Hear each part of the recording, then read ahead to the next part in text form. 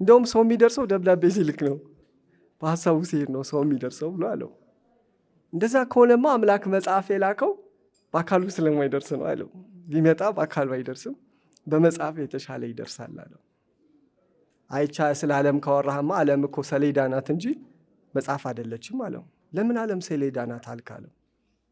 አይ የተጻፈ ስለሚሰረዝባት እኮ ነው። የሁሉ ሰው ተጽፎ የሁሉ ሰው ይሞታል። ፈለገም አልፈለገም በጣም ትክክለኛ ገጣሚ ከሆነ ሃይማኖተኛ ይሆናል ብዬ አምናለሁ። እንዲያውም ደግሞ ዝም ብሎ ሳይሆን ጻድቅ ሃይማኖተኛ ይሆናል ብዬ አምናለሁ። እና ደግሞ ልክ ነው ይሄ። ምክንያቱም ዛሬ ስለ ክህደት ቢጽፍ በቃ ዛሬ ነው የጻፈው እንጂ ነገ ደግሞ አማኝ ነው። ሴት ሆኖ ከመኖር አንጻር አለመታየትን የመሰለ እረፍት የለም የሚለውን ሀሳብ ለመረዳት ምን አይነት የመረዳት ደረጃ ላይ መድረስ አለብኝ ብዬ እያሰብኩ ነበር። እና ጉዟችን ብዙ ጊዜ ለመታየት መሞከር ነው። ለመታየት በመሞከር ውስጥ እየታገልን አለመታየት እንደ እረፍት የሚሆንበት መረዳት ከምን አንጻር ነው? ወጥመዶች አሉ፣ ሰውን የሚያክል ግዙፍ ነገር ይዘው የሚያስቀሩ ማለት ነው። አጥማጆቻችን ብዙ ስለሆኑ ማለት ነው። ከዚህ ውስጥ አንዱ ውበት ነው። ውበት የማንሆለል አቅም አለው። ለጆሮም እንደዚሁ የሚያንሆልል አለ፣ በሙዚቃ በድምፅ ውስጥም በሰውነት ውስጥም እንደዚሁ። እና ከነዚህ ለመገላገል ያለው መፍትሄ አንደኛው መፍትሄ አለመታየት ነው።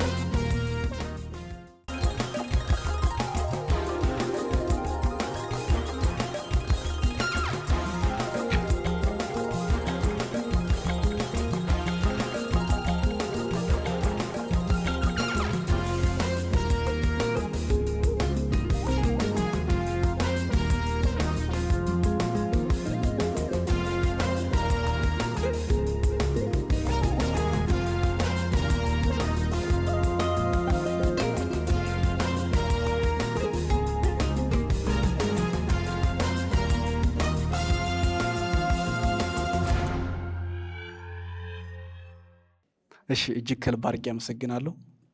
በመጀመሪያ ደረጃ ፍቅሽ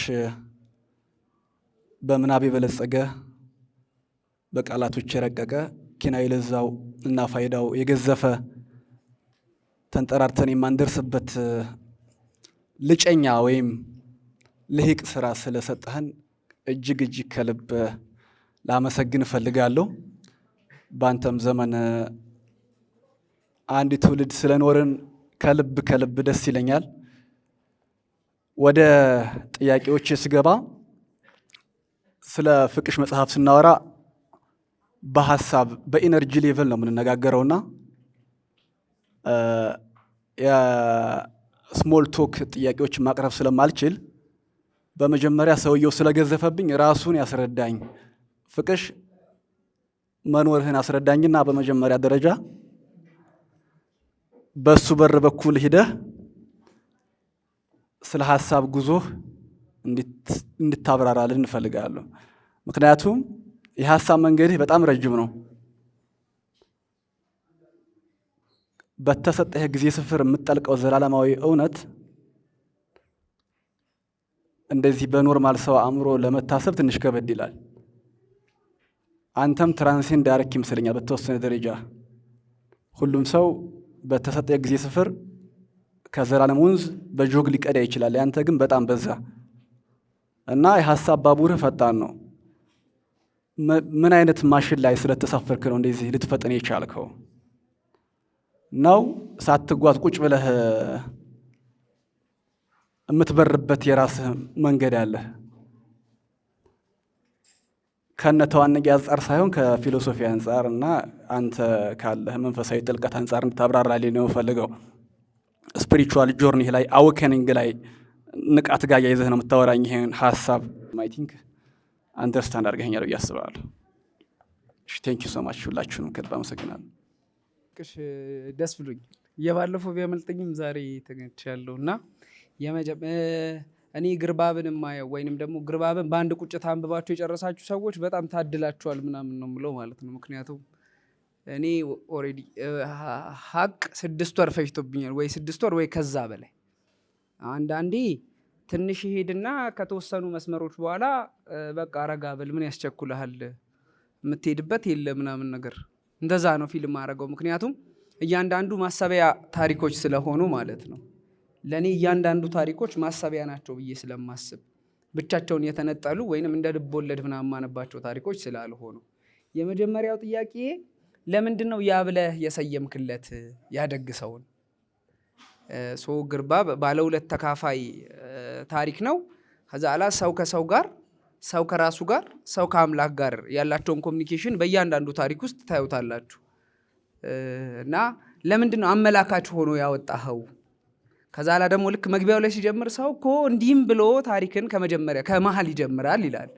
እና ካራክተሮቹ ነገርን ከጀመሩ በኋላ ነው የሚጀምረው። ያደግሰውም ኖርማል ከዚህ ቦታ መጣ ይሄ ነው አንልም። እና ያደግሰው ደግሞ ወደ እንትና ሊሄድ መጣ፣ ያደግሰው ደግሞ ወደ እንትና ያደግሰው እና ያ እያለ እያመላከተ የሚነግረን ታሪክ ተራኪ ካራክተር አለ ከኋላው ታሪኩን የሚነግረን ማለት ነው። ታሪኩን የሚነግረን ካራክተር ደግሞ አንደርስታንዲንጉ ወይንም ደግሞ የማሰብ አቅሙ ከያደግሰው እኩል ነው። ወይንም ደግሞ እንዴት ይህን ጥያቄ እንዴት ላሰናዳው? የሚጠየቁት ካራክተሮች በጣም ሊቆች ናቸው። አንድ የሆነች ጉሊት ላይ ልትለቅም የሄደች ካራክተር ሰው ሁሉ ከሄደ በኋላ የምትለቅምና ጉዳዩ ሜታፎር ሆኖ መጣ እንጂ ጉዳዩ ያ እንዳልሆነ አይኖ። ግን ከሰው ጋርም በደንብ እንድንቀራረብ ለምንድን ነው በዛን አይነት ሌቭል ካራክተሮቹ እንዲጠይቁ የፈቀድክላቸው? የመጀመሪያው ጥያቄ ያ ብለህ ለምንድን ነው አመላካች ያደረግከው? ያደግሰው እያለ የሚነግረን ካራክተር ራሱ ማን ነው? ሁለተኛው ጥያቄ ደግሞ ደስ ካራክተሮቹን ለምንድን ነው በዛን አክል እንዴት ነው ምንም አይነት መዛነፍ የሌለበት ሁሉም ሊቅ እና የሚጠይቁትን ጥያቄ ጥንቅቅ አድርገው የሚያውቁ ካራክተሮች ያደረካቸው? እነዚህ መልስ። አመሰግናለሁ። ፍቄ ይህንን ነገር ስትሰጠን ሁላችንም የጎደሉ ነገሮችን እንድናስታውስ እንድናይበት ሆኖ ነው ያገኘሁት እኔ። ምክንያቱም አንዳንዴ ባላየነው መንገድ ነገሮችን ወይ ደግሞ በረሳነው መንገድ እንድናስታውስ ሆኖ ነው ያገኘሁት። ለምሳሌ ግርባብ ብሎ ሲመጣ ግርባብ የተከፈተ ወይ ደግሞ እንደዛ ብዬ ነው እኔ የተረጎምኩትና አንዳንዴ እኛ በጎን የጎደሉ ነገሮችን እንድንሞላቸው ነውና የታየኝ። ውስጥ ላይ ያስቀመጥከው ግርባብ ወይ ደግሞ ያደግሰው ብለን እንድንጠይቅ ወይ ደግሞ እንድናየው ብሎ የሚጠይቅ ሰው ይኖራል ብለህ ያስቀመጥከው ነገር አለ እና የእውነት ለዛ ወይ ለግርባብ ወይ ደግሞ ለያደግሰው የእውነት ይሄ እንትኑ ጽሁፉ ያቀረብክልን ጽሁፍ ይሆናል ወይ ብለህ ነው ያመጣህልን? ሌላ ካራክተር መፍጠር አልቻልክም ነበር ወይ? ከሀሳቡ ወይ ደግሞ ከመጽሐፉ ከቨር ፔጅ ጀምረን ስናየው ብዙ ነገሮችን እንድናይ ብዙ ነገሮችን እንድናስብ ያደርገናልና ያንን ነገር በምን መንገድ አይተኸው ነው? ሌላ ርዕስ ወይ ደግሞ ሌላ ካራክተር መፍጠር አይቻልም ነበር ወይ በአንተ እይታ ውስጥ? ይችል ለማለት ነው። አመሰግናለሁ።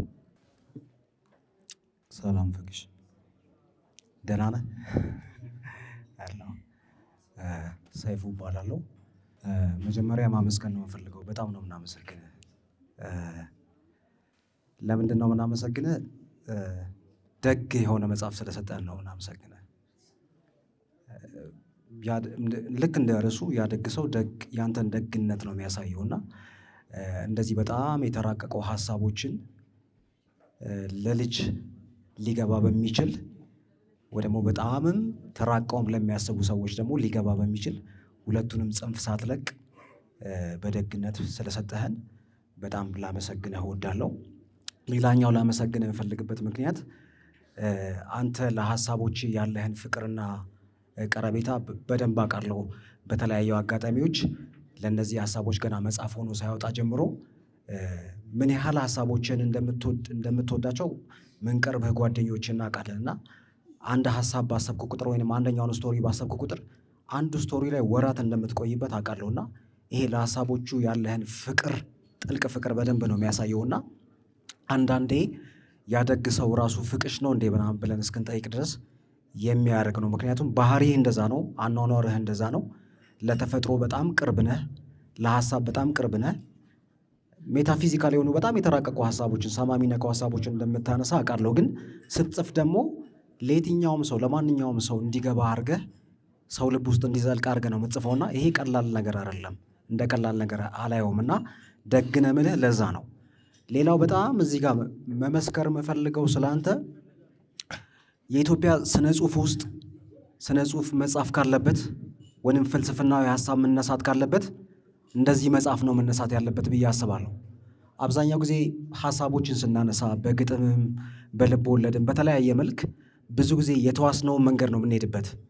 ያንን ስልት ያንን ስታይል ተከትለን በአማርኛ ልንጽፈው እንችላለን፣ ወይ ደግሞ ሀገር ውስጥ እንደ ግለሰብ በኑሮ ውጣ ውረድ ውስጥ የሚገጥሙን ሀሳብ ያንን ስታይል ነው የምናሸክመው። አንተ ግን ከሱ በጣም ተቃራኒ የሄድከውና እኛ በጣም መናኛ የምንላቸው ሰዎች ጋር ሄደ ትልቅ የፍልስፍና ሀሳብ የህይወት ጥያቄ ሊመልሱ የሚችሉ ነገሮችን ታነሳለህና ይሄ እኮ ቀላል መንገድ አይደለም። ለእኛ ዘመን እንደ አንድ አርኬታይፕ ሊወሰድ የሚችል የኢትዮጵያ ስነ ጽሁፍ የኢትዮጵያ ፍልስፍና መጻፍ ካለበት ይህንን መንገድ ተከትለው ሊጻፍ የሚገባው የሚል ድፍረት ላይ የሚያደርስ መንገድ ነው የሄድከውና እኔ እንደ ተራ እንደ ዋዛ ነገር አላየውም። ስለዚህ ደግነት ሶስተኛው መንገድ ይሄ ነውና ለዚህ በጣም ነው ላመሰግንህ መወደው።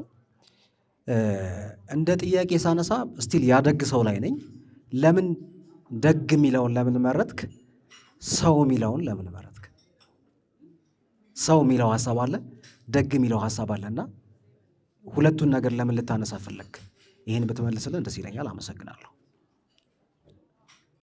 እሺ ፍቄ አመሰግናለሁ በጣም እዚህ በመገኘቴና አንዳንድ እንትኖች አንድ ሀሳብና አንድ ጥያቄ ለመጠየቅ ብቻ ነው። አንድ ሀሳብ እንትን ለማለት ማለት አንተ አንድን ሀሳብ መጀመሪያ አንተ ተረድተኸው አንተ በጣም ስለተረዳው ነው ለሰው የምታስረዳው ብዬ ነው ማምነው። ሀሳቡ እኔ ጋር አንተ ስታወራ መድረክ ላይ ምናምን ሀሳቦች ግልጽ ናቸው እኔ ጋር ሲመጡ ከአንተ ወደ እኔ ሲመጡ ማለት ነው። መጀመሪያ አንተ ስለተረዳቸው ነው በደንብ እና ጥያቄ ደግሞ የነፍስ አኬድ ምናምን ምትላለች እዚች መጽሐፍ ላይ እና ደስ ትለኛለች። ጥያቄዎች አንዳንድ ጥያቄ ማለት ተደጋግሞ ሲጠየቅ ያሰለቻል እና ጥያቄው በተለየ መንገድ ቢጠየቅ ብዬ እንትን እላለሁ አስባለሁ። ማለት አሁን እዚህ ጋር ጥያቄዎችን አንድ የተለመደን ጥያቄ መጠየቅ ጉንጭን እንደማልፋት ነው ምናምን ይላል እዚህ ገጸ ባህሪው ላይ ማለት ነው።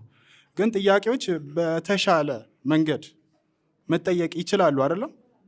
ጥያቄዎች ማለት አንድን ነገር መደጋገም ያው ጉንጭ እንደማልፋት ነው ይላል እዚህ ጋር። እሷን ጥያቄ በተለየ መንገድ መጠየቅ ይችላል ማለት አንዳንዴ ያሰለቸ ይመስላል አንድ ጥያቄ ተደጋግሞ ሲጠየቅ ማለት ነው። ግን በተለየ መንገድ ማለት በተሻለ መንገድ መጠየቅ አይቻልም ወይ? የተሰለቸን ጥያቄ ማለት ነው። ይህ ብቻ ነው የኔ እንትን። አመሰግናለሁ። አመሰግናለሁ። የኔ ጥያቄ ምንድን ነው? ተደጋጋሚ ሳስበው የነበረውን ነገር ልክ እንደ ኮት ሆኖ እዚህ መጽሐፍ ላይ አይቼው ነበርና አለመታየትን የመሰለ እረፍት እኮ የለም ምትል አንድ አባባል አለች። ብዕር የሚለው አርዕስት ስር ማለት ነው። ሴት ሆኖ ከመኖር አንጻር አለመታየትን የመሰለ እረፍት የለም የሚለውን ሀሳብ ለመረዳት ምን አይነት የመረዳት ደረጃ ላይ መድረስ አለብኝ ብዬ እያሰብኩ ነበር እና ጉዟችን ብዙ ጊዜ ለመታየት መሞከር ነው። ለመታየት በመሞከር ውስጥ እየታገልን አለመታየት እንደ እረፍት የሚሆንበት መረዳት ከምን አንጻር ነው? ምን ላይ ስንደርስ ነው እሱ ሊገባን የሚችለው? ይሄን ለመጠየቅ ነው። ቴንኪው። ጥያቄ ጠየቃችሁ፣ ሀሳብ ያጋራችሁ፣ አድናቆታችሁን ፍቅራችሁን የገለጻችሁ እናመሰግናለን። በቀጥታ ፍቅሽ ደግሞ የእናንተን ጥያቄዎች ምላሽ ይሰጣል። ከምላሹ በኋላ ደግሞ የፊርማ ስነስርዓታችን ይቀጥላል። ፍቅሽ እንግዲህ ወደ ጥያቄዎቹ ማለፍ እንችላለን፣ ወደ መልሶቹ። አመሰግናለሁ። ሁላችሁንም በጣም አድርጌ ነው የማመሰግነው። አንዳንዶቹ ጥያቄዎቻችሁ ከኔ ያለፉ ናቸውና ጥያቄን ከመመለስ ደግሞ ናግባ ብሎ ማስቀመጡ ይሻላል እና ናግባ ብዬ ባስቀምጣቸው አልተመለሱም እንዳትሉ አስቀምጫቸው ነው። ሻቡኪ ያመሰግናለሁ። አንተም በጣም የሀሳብ ሰው ነህ እና የምታነሳቸው ሀሳቦች በሙሉ በጣም ደስ ይላሉ። ለዚህ አድርጌ አመሰግናለሁ። ከዚህ አንጻር ምንድን ነው ምለው፣ እኔ አንድ ሰው ካገኘው ብዙ ጊዜ የሆነ ሀሳብ ማውራት አለበት። ማገኘው ሰው ቡናም ከጠጣ ወይ መጽሐፍ ይዞ መምጣት አለበት፣ አለበለዚያ አላገኝም እንዲያውም እውነቱን። ስለዚህ በዙሪያ እኔ ያገኘው ሰው ወይ የሚያነብ ነው ወይ የሆነ ቁም ነገር የሚጨምርልኝ ነው እስከዛሬ ያገኘኋቸው ሰዎች። ከዛ ውጭ እኔ ትዝ አይለኝም። ወይ በቃ በዘመዶቼ ናቸው ወይ ደግሞ ጉዳይ ላስፈጽም ቢሮ ሄጄ ነው። እና በዙሪያ ያላችሁ ሰዎች ሁላችሁንም በጣም አድርጌ አመሰግናለሁ። ከዚህ ውስጥ አንዱ አቡኪ ነው። እናመሰግናለሁ ለዛ ትጋትህ። ቀጥሎ እርግጥ ሀሳብ ለመያዝ በጣም ፈጣን መሆንና በጣም የተረጋጋ መሆን ይፈልጋል። ሁለት አይነት ባህሪ ነው የሚያስፈልገው። ፈጣን የምትሆንበት መንገድ ምንድን ነው? አንድን ሀሳብ ሁለት አታየውም፣ አንድ ጊዜ ነው የምታየው። ስለዚህ በጣም በፍጥነት ካልያዝከው ይቀዘቅዝና መልኩን ይቀይርብሃል። ህልምህ ላይ ሊሆን ይችላል ያየኸው፣ ሁለት ሰዎች እያወሩ ስታልፍ ሊሆን ይችላል የሰማኸው፣ ከዛ ከትዝታ ደግሞ ወደ ምኞት ሲሾልክ ሊሆን ይችላል ያየኸው እና በቃ ያን ጊዜ አይተኸዋልና ትጋት መውሰድ አለብህ። ስለዚህ ያችን ቅጽበት ለመያዝ በጣም ፈጣን መሆን ይፈልጋል፣ ከንስር በላይ ምናልባትም። ስለዚህ ጓዝ አልባ መሆን አለበት ሰውየው። ጓዝ ካበዛ አይሄድም። ለዛም ይመስለኛል ግጥም የመጨረሻ አሪፍ ወይ የሆነው ሀሳብን ለመያዝ። ምክንያቱም ጓዙ ትንሽ ነው፣ ግሳንግስ አያበዛም፣ በሁለት በሶስት ቃል ብዙ ይናገራል። እና ስለዚህ አንድ ሰው ገጣሚ መሆንም አለበት ሀሳብ ለመያዝ። ገጣሚ መሆን አለበት፣ ጓዝ ማብዛት የለበትም፣ ምልክቶችን መከተል አለበት። በጣም ትክክለኛ ገጣሚ ፈለገም አልፈለገም በጣም ትክክለኛ ገጣሚ ከሆነ ሃይማኖተኛ ይሆናል ብዬ አምናለሁ። እንዲያውም ደግሞ ዝም ብሎ ሳይሆን ጻድቅ ሃይማኖተኛ ይሆናል ብዬ አምናለሁ። እና ደግሞ ልክ ነው ይሄ። ምክንያቱም ዛሬ ስለ ክህደት ቢጽፍ በቃ ዛሬ ነው የጻፈው እንጂ ነገ ደግሞ አማኝ ነው እና ባየውም ጀጅ አላረገውም። ኦልሬዲ ያየውን ነው እንትን እምለው። ስለዚህ ፍጥነቱ ከዛ የመጣ ነው ብዬ ነው የማስበው። ምልክቶችን ብቻ ነው እንጂ እነዛ ሊኖራቸውም አይጠበቅም። በቃ እየተናገረ ነው። እንደዛ ብዬ አስባለሁ። ቀጥሎ ስለ ሩህ፣ ስለ ነፍስ አንዳንድ ጊዜ አናውራው በቃ ግን የምናውቀው ጉዳይ አለ። እሱ ምንድን ነው? ተገኝተን እያየን ነው እና ይህንን ነገር ደግሞ እያየን መሆኑን ማውራት አንችልም። ቋንቋም የለንም፣ አቅሙም የለንም። ስለዚህ ስለ ነፍስ፣ ስለ ጊዜና ስለ ስፔስ ማውራት አንችልም፣ ግን ኤክስፒሪየንስ ማድረግ እንችላለን። እዛ ላይ መገኘት ደግሞ በጣም እድለኝነት ነው። ጓዝ አልባነት በጣም ብዙ ጓዝ መያዝ ነው ጀርባው ማለት ነው። ምክንያቱም ባለጓዞች በሙሉ ተከተሉኝ ብለህ ስለምታስከትላቸው ነው እና እነሱ ይመጣሉ፣ የያዙትን ደግሞ ስለማይችሉ ያሸክሙሃል። በዛ ምክንያት ተፈጥሮን ዝም ብለህ ብትሄደው ተፈጥሮ ያንተ ጓሮ ነው የሚሆነው እና ከዋክብትም ፀሐይም ሆነ ሌሎች ጉዳዮች ከጀርባ ያሉ ማሳዎች ናቸው እና የለኝም የሚል የድህነት መንፈስ የለኝም። አዘሳይም ታይም አልያዝኳቸውም፣ ግን ሁሉም የኔ ናቸው። እንደዛ ብዬ አስባለሁ። ፍጹም ኮንሽስነስ ላይ ትደርሳለህ ብዬ እዚህ ጋ አሁን እንዲያው ውስጥ ተገልጦ የሚታይ ቢሆን ባሳየ እኔ ምንም ነገር የለኝም። እንደዛ ነው ፊልም አደረገው። ምንም አሁን አውቃለሁ የሚልም ድሃ ነኝ የሚልም ሀብታም ነኝ የሚልም ምንም አይነት ስሜት የለኝም እና እኔ እንደዛ ነው ማስበው። ከልጆችም ጋር ከጓደኞችም ጋር ከማገኘውም ሰው ጋር ምንም ስለሌለኝ ደግሞ መጫወት እችላለሁ። ሰው ምንም ስለሌለኝ መጫወት ስለምችል ደግሞ ሁሉ የኔ ይሆናሉ ማለት ነው። ሰዎች መልክ አድ ካደረጉ ግን ይሄ ሰው አይመጠነኝም ሊሉ ይችላሉ። አላውቅም ስለ ሰዎች። የኔ መልክ ቀይ ነው ካሉ ጥቁር ላይሆኑ ይችላሉ ማለት ነው። እንደዚህ እዛ ምንም ባለመያዝ ምክንያት ሀብታም የሆንኩ ይመስለኛል ነው ነኝም ደግሞ ይመስገን አምላክ።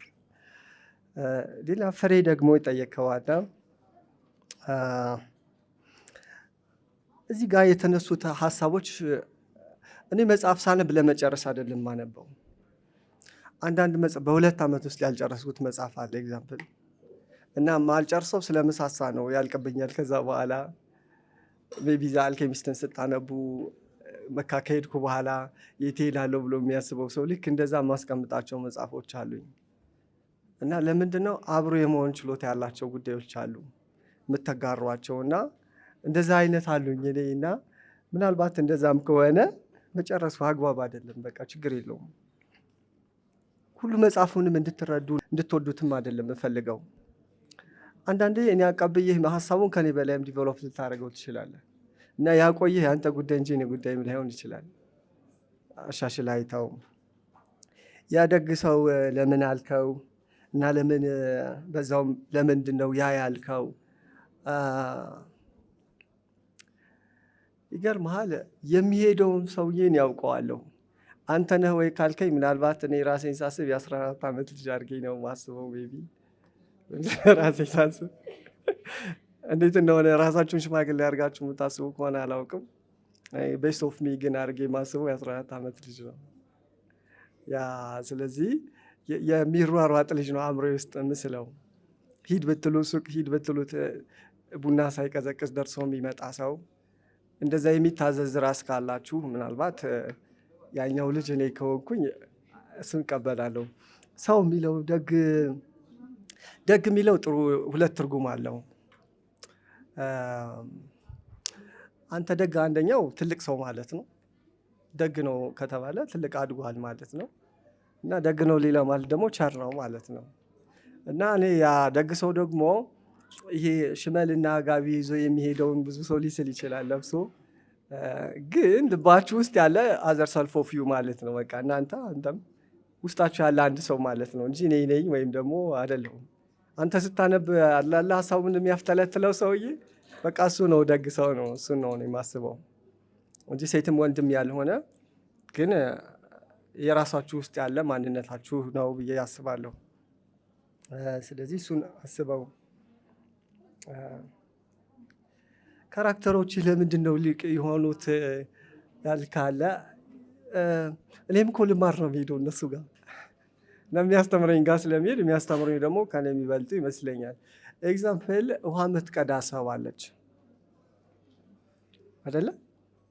ያደግ ሰው ውሃ ወደ ምትቀዳዋ ሴት ይሄድና ይገርምሻል፣ አንቺ የምትቀጂ ውሃ እኮ እኛ ጋር ከጉድጓድ ውሃ ነው እየመዘዘች የምታወጣው። ውሃ ነው እንደዚህ እየቀዳች ታወጣለች። አንቺ በልፋት የምታገኘው ውሃ እኮ እኛ ሀገር በላይ እየጎና ነው የሚሄደው። አንቺ ውድ ያልሽው ነገር እኮ እኛ ሀገር ርካሽ ነው። አንቺ ደብቀሽ ከድነሽ የምታስቀምጪው እኮ እኛ ሀገር ሞልቷል ማለት ነው። እና ትሰማዋለች። የመጀመሪያ ጨርሶ እስኪጠይቅ ሰማችው። ይገርምሃል፣ አንተ ውሃውን አልክ እንጂ መሬት እኮ የፈለግከውን ነገር ጠይቃት አላት አለችው። ከፈለክ ወርቅ፣ ከፈለክ ዳይመንድ፣ ማንኛውንም ነገር ጠይቃት፣ መሬት ሀብቷ አላት። እኔ ደግሞ ስጭኝ እያልኩ እየጠየቅኳት ያለሁት ውሃን ነው። እኔ ደግሞ ሳልጠየቅ ነገርን መውሰድ አልወድም። ጠይቄ ነው የምወስደው። ከጠየቅ ሁሉም ይሰጠኛል። ለጊዜው ውሃ ነው የምጠይቀው። ውሃ ስጭኝ ስላት ውሃ ትሰጠኛለች። እና ደግሞ ቆፍራ ከውስጥ ነው ውሃውን የምታወጣው። የውሃ ንጽህናው ደግሞ ርቆ መቀመጡ ነው ትለዋለች። በላይ የተቀመጠውን በእናንተ ሀገር እየጎና የሚሄደው ግን ብዙ ነገር ባዕድ እየተጨመረበት ቆሻሻ ነው። ለምንድን ነው? በላይ ስለተገኘ ነው። የጆሮ ክዳኑም መራቅ ነው ትላለች። ልክ ከጉድጓድ ውሃ እንደተገኘ ማለት ነው። እና አሁን ይህንን ትምህርት እሷ ጋር ባልሄድም አላገኘውም ነበር። የጆሮ ክዳኑ መራቅ እንደሆነ፣ ጠሎ መኖር፣ ንጹህ ሆኖ መኖር፣ ከዛ ደግሞ ይህን ሁሉ። ስለዚህ አንደኛ አስተማረች። ሜታፎሩም በጣም ደስ ይላል። ስለዚህ እሷ ጋር የሄድኩት ለመማርም ለመስማትም ነው። ከዛ አንተና እኔ ስለ እሷ ሰማን። አብዛኛዎቹ እንደዚህ ናቸው። ሸክላ ሰሪውም፣ ወፍጮ ቤት የሚሰራውም ልጅ፣ ድንጋይ ፈላጩም፣ በር ሰሪውም እንደዚህ ነው የሚያወሩትኝ። እና የእነሱ ኑሮ ለመታዘብ ነው የሚሄደው። ስለ መኖር ለምሳሌ መኖር የሚባል ልጅ አውቃለሁ። መኖር ነው ኑር ነው ስሙ። እኔ ግን መኖር ብዬ ነው የተረዳሁት። አሳስቼ ነው ልጁን የተረዳሁት። እና አንድ ደስ የሚል ልጅ ግን አሮጌ ዕቃ ቤቶች ውስጥ ሁልጊዜ ቁጭ ብሎ ያዋለሁ። ሁልጊዜ ሰላም እያልኩት አልፋለሁ እንጂ ቀርቤ አላናግረውም። ካናገርኩት እሱ በሚነግረኝ ልስለው ነው ማለት ነው። ስለዚህ እና በጣም ትርምስምስ ያለች ቤት ውስጥ አንዲት ጀሪካ ተንጠልጥላ ሁልጊዜ አእምሮ ያለች እሱን ሳስብ። ስለዚህ ካወቅኩት ከዓመት ከ2 ዓመት በኋላ ከአእምሮዬ ግን ሊወርድ አልቻለም። ስለዚህ እቺ አሮጌ ዕቃ ለምንድን ነው ያንጠለጠልካት የሚለውን ጥያቄ ጠየቅኩት ማለት ነው። እና በአዲስነቷ ማብቂያዋ ላይ እንዴት ደረሰች እቺ ጀሪካን? እንዴት አዲሱና አሮጌ ተብላ ተንጠለጠለች የሚል ነው። እነሱ ደግሞ ወጣቱ ነው ቤተ እምነት የሚመላለስ አይተህ ታውቃለህ ወይ ብሎ መለሰልኝ። እና ወደ ሰሪው ያልተመለሰ በሙሉ አሮጌ ነው። እና እነዚህን ጉዳዮች እንደዚህ እያደረግኩ ነው የምወያየው።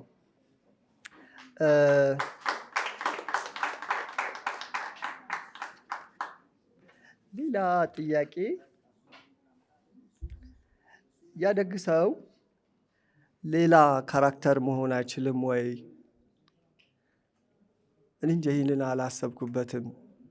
ሊሆን ይችል ይሆናል፣ ግን እኔ የመጣልኝ ግርባብ ልበለው ወይ ደግ ሰው ልበለው እያልኩ ግን አመንትቼ ነበረ።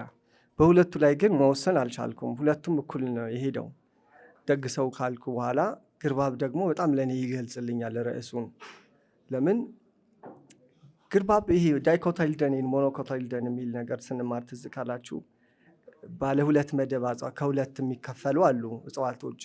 ከሁለት የሚከፈሉት ማለት መሬትን ቀደው ሲወጡ 2 ቅጠል ያላቸው እጽዋቶች ናቸው። በአንድ ቅጠል ደግሞ መሬትን ቀደው የሚወጡ እጽዋቶች አሉ።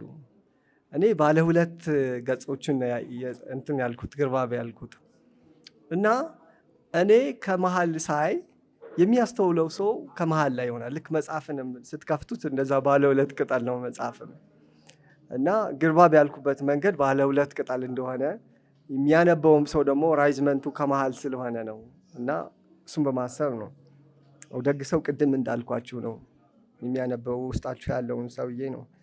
ሌላ ሰይፍሻ አነሳው ጥያቄ አለ።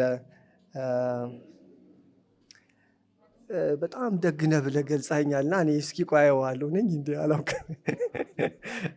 እኔ በጓደኞቼ ፊት ወይም ደግሞ እንዴት አይነት እንደሆንኩ እኔም ዝም አስቤ አላውቅም። የሚገርምህ እናንተ ጋር አሁን ሀሳብ ስንጫወት እንደዛ ስንል ገድሞኝ ነው የምነግራችሁና ስነግራችሁም ወይም ስናወራ ለእናንተ እየተናገርኩም እየገረመኝም ነው የማየው። ለምን ለሀሳቦቹ እንግዳ ስለሆንኩ የሚያስገርመኝ ሰው ወይ እንደ እንግዳ ስለምኖርልም ሊሆን ይችላል። እንግዳ ሆናችሁ ሰው ቤት ሄዳችሁ ብርቃችሁ ብዙ ከሆነ እንደዛ ብርቄ ብዙ ሆኖ ሊሆን ይችላል። እና ሀሳቦችን ሳገኝ እንደዛ ነው የሚሰማኝ። ብርቄ ብዙ ሆኖ ነው እና ይህ ነገር አይገርምም ወይ ብሎ ለማሰብ ደንታ ቢስ አለመሆን ትንሽ ይፈልጋል መሰለኝ። የሚያስገርም ነገር ስታይ ይሄ እኮ በጣም ነው የሚያስገርመው እንደዛ እላለሁ። ለዛ ነው መሰለኝ በዛ ምክንያት የገረሙኝን ነገሮች እንትን ብያለሁ ተናግሬያለሁ። ደግ ሰው ወይም ደግሞ ያ ያልከው ለምንድን ነው አመላካች እንየው ብዬ ነው ያ ያልኩት። አንተና እኔ ሆነ ስለዛ ሰውዬ እንድናወራ 3ኛ መደብ ያደረግኩት እንደዛ ከሆነ የመታየት እድል እኔ ከማለትም ከወቀሳም እኔ ከማለትም እንገላገላለን እና ለዛ ብዬ ነው ትንሽ ሰው ደግሞ በማለታችን ምክንያት ስም ከስም ይበልጣል። ለምሳሌ ሴት ወይም ወንድ ከማለት ሰው ማለት የተሻለ ነው። ለምን መዘርዝር የለውም ከታች እንደዚህ ነው ምን አይነት ሰው የሚል ነገርም ቀጥሎ ይመጣል እና የተሻለ ትልቅነት አለው ሰው የሚለው እና አካታችም ነው ሁላችንም። እንደገናም ከሰው የሚበልጥ እኮ አለ። ለምሳሌ ፍጡር ብንል ዛፍንም እጽዋትንም ይጨምራል መላእክትንም ይጨምራል እና ሌላ ትልቅ ማዕቀፍ ይችላል። እሱም ደግሞ አእምሮዬ ባይችለው ነው መሰለኝ ፍጡር አላልኩም። እሺ ሌላ የነፍስ አካሄድ ላይ የተነሳ ጥያቄ አለ እና ያደግ ሰው ወደ እስር ቤት ሄደ እና የማያውቀውን ሰው ለመጠየቅ ነው የሄደው ከታሳሪዎች ውስጥ። እስኪ አንድ ሰው ጥራልኝና የማላውቀውን ሰው ልጠይቅ አለው። ያ እስረኛ የሚጠብቀው ፖሊስም እንዴት የማታውቀውን ትጠይቃለህ አለው። እንዴ የሚያውቁትን መጠየቅ እኮ ጉንጭ ማልፋት ነው አለው። ማላውቀውን ልጠይቅ እንጂ አለ። ከዛ አንድ ነፍስ ያጠፋ ሰው አመጣለት። ምን ሆነህ ታሰርክ አለው። በወሬያቸው መሃል ብዙ ከተጫወቱ በኋላ ነፍስ አጥፍቼ ነው አለው። ደነገጠ፣ አልጠበቀም። ለማጽናናት ነው የሄደው እሱ። ምን አለ? እኔ እኮ ቆቅ ጦጣ በድፊት ይዤ አውቃለሁ አለው። ጦጣ ስትይዙ አያዝ ብልሃት አለው። እኔ ቆቅ በወጥመድ ይዤ አውቃለሁ። እኔ የታሰረች ወፍ ፈትቼ ለቅቄ አውቃለሁ። እኔ በገንቦ የታሰረ ውሃ በገንቦ በድንጋይ ስመታው እንዴት ሆኖ እንደፈሰሰ ትዝ ይለኛል። ፎሽ ብሎ ሲፈስ ትዝ ይለኛል። በነፍስ ውስጥ ታስራ የነበረችን በአካል ውስጥ ታስራ የነበረችን ነፍስ ስትለቃት እንዴት ሆና ሄደች ብሎ ይጠይቀዋል። እና ያ ነፍስ ያጠፋውም ሰው ለካ ነፍስን ፈትቼ ነው የለቀቅኳት እንጂ አልገደልኳትም ማለት ጀመረ። እና ይሄ ነው አሁን ፖይንቱ። የታሰረ አንድን ሰው ነፍስን ማጥፋት ይችላል ወይ ነው? ነፍስ ሊጠፋ አይችልም። በሌላ መልኩ እንዲያውም ይሄ ሀሳብ አሁን አንተ ያነሳኸው ምን ላይ ያለ ስለሚገርመኝ ነው ይህንን ለእኔ እንትን ያልኩት። ሰዓት ሰሪው ወይም ደግሞ አትክልተኛው ጋር የሚለው ደግ ሰው ወደ አትክልተኛው ዘንድ ሄደ። አንዳንዶቹን አካል ቆርጠህ ነው የምትተክለው። አንዳንዶቹን እጽዋት እንደ ሸንኮራ እንደ ቁልቋል ያሉትን አሁን ሲተከሉ አይታችሁ ከሆነ አካላቸው ተቆርጦ ነው አፈር ውስጥ የሚሸጎጠው። አንዳንዶቹ ደግሞ ዘር በትነ ነው ብናበቅለው። እና ደግ ሰው ወደዛ አትክልተኛ ይሄድና አካል ቆርጦ በመቅበርና ዘር በመበተን መሀል ያለው ልዩነት ምንድን ነው ብሎ ይጠይቀዋል። እና ያ አትክልተኛም ደብዳቤ በመላክና አንተ በአካል ሂደህ ስትናገር ምን አይነት ልዩነት ነው ያለው ብሎ ጠየቀው። አንድ አይነት ጥያቄ ግን መደቡ የተለያየ ነው። አይ ደብዳቤ ስትልክ ከጎተራ ትንሽ ጭብጥ እንደላክ ነው፣ በአካል ስትሄድ ግን ሙሉ ጎተራ እንደሄደ ነው እኮ አለው። ያ አትክልተኛም አይደለም አለው። ምክንያቱም ይህንን ቁልቋል ቅርንጫፉን ቆርጬ ብተክለው ቁልቋል ሆኖ ያድጋል። እጅህን ቆርጬ ብተክለው ግን ሰው ሆኖ አያድግም። ስለዚህ አካልህ አንተን አያውቅህም አለው። ስለዚህ ሂደህ አትደርስም። እንደውም ሰው የሚደርሰው ደብዳቤ ሲልክ ነው፣ በሀሳቡ ሲሄድ ነው ሰው የሚደርሰው ብሎ አለው። እንደዛ ከሆነማ አምላክ መጽሐፍ የላከው በአካሉ ስለማይደርስ ነው አለው። ቢመጣ በአካሉ አይደርስም፣ በመጽሐፍ የተሻለ ይደርሳል አለው። አይቻ ስለ ዓለም ካወራህማ ዓለም እኮ ሰሌዳ ናት እንጂ መጽሐፍ አይደለችም አለው። ለምን ዓለም ሰሌዳ ናት አልካለው? አይ የተጻፈ ስለሚሰረዝባት እኮ ነው፣ የሁሉ ሰው ተጽፎ የሁሉ ሰው ይሞታል። ስለዚህ ዓለም መጽሐፍ ሳይሆን ሰሌዳ ነው የምትመስለው አለው። ዓለም ሰሌዳ ከሆነችማ አስተማሪው ለምንድን ነው ለተማሪው ዳስተር ሰጥቶ አጥፉ የሚለው አለው? ለምን ራሱ አስተማሪው አያጠፋም አለው? ከሟች ይልቅ እኮ ገዳይ ነው የሚያሳዝነው፣ ገደልኩ ብሎ ይጸጸታል አለው። ምክንያቱም መጥፋት ያለበት ሰው ራሱ ነው መጥፋት ያለበት። ለምን አንድ ሰው አንድን ሰው ሊገለው ቻለ? ለምን ይህን ያክል ጸጸት ይወስዳል? ለምን ራሱ አትንኖ አያስነሳውም? የሚሉ ጥያቄዎች አሉበት። ከዛ ብላክቦርድ ላይ ያለው ሀሳብ እኮ በዳስተር አይደለም የጠፋው አለው። በምን ጠፋ? አይ ቀጥሎ የሚመጣው ትምህርት መከተል ስላለበት የሚመጣው ሀሳብ እኔ በተራዬ ልዘርጋ ብሎ ነው እንጂ ይሄኛው ዳስተር አይደለም ያጠፋው፣ ቀጥሎ የሚመጣው ሀሳብ ነው ያጠፋው። ስለዚህ እኔ የምሞተው ልጆቼ ስለሚመጡ ነው ብሎ ይጠይቃል። እኔ የምሞተው ተከታይ ስላለ ነው፣ ገዳዮቼ ልጆቼ ናቸው ይላል። አይ አይደለም አለው መልሶ። ታዲያ ቅድም አስተማሪው ያጠፋው ወይም ደግሞ ተማሪው ያጠፋው እኮ ወደ ተማሪዎች ደብተር ብዙ ሆኖ ነው የተገለበጠው። መጥፋት ማለት እኮ ሌላ ቦታ መኖር ማለት ነው። እንደውም ብዙ ሆኖ መኖር ነው። አንተ ከቤት ጠፍተህ ከኔ ጋር እያወራህ ነው አለው። ምክንያቱም ቤታችን የለንም፣ እኛ አሁን እዚህ ያለ ነው። ስለዚህ እነዚህን የነፍስ ጉዳዮች ናቸው። የመኖር፣ የመሞት፣ የመታሰር። በሸክላ የተቀዳ ውሃ አይጠፋም። ዓለም ሲፈጠር ጀምሮ የነበረ ውሃ ነው። አሁን እኛ አዲስ ብለን ንጹህ ብለን የምንጠጣው ስንት ጊዜ ስራ ሰርቷል እየተመላለሰ፣ ግን ከዓለም ስሪት ራሱ ውሃ ይቀድማል። እና ይህንን ጉዳዮች ነው የሚያትተው ማለቴ ነው። አመሰግናለሁ ከሞላ ጎደል።